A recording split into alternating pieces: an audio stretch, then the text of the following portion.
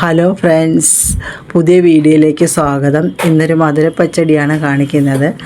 നമ്മൾ സദ്യക്കൊക്കെ കഴിക്കുന്ന അതേ ടേസ്റ്റിൽ തന്നെ നമുക്കിത് ഉണ്ടാക്കിയെടുക്കാം. വളരെ കുറച്ച് സമയം കൊണ്ട് പെട്ടെന്ന് ചെയ്തെടുക്കാവുന്ന ഒരു പച്ചടിയാണ് ഇത്.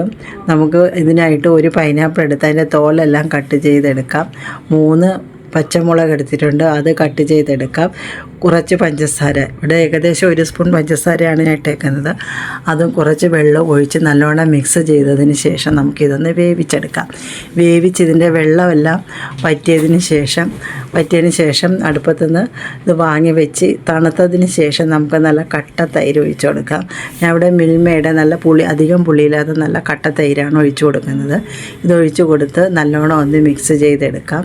നമ്മൾ നേരത്തെ പഞ്ചസാര ചേർത്തിട്ടുണ്ട്, എന്നാലും മധുരപ്പച്ചടി ആയതുകൊണ്ട് കുറച്ച് പഞ്ചസാരയും കൂടെ ചേർത്ത് കൊടുക്കാം.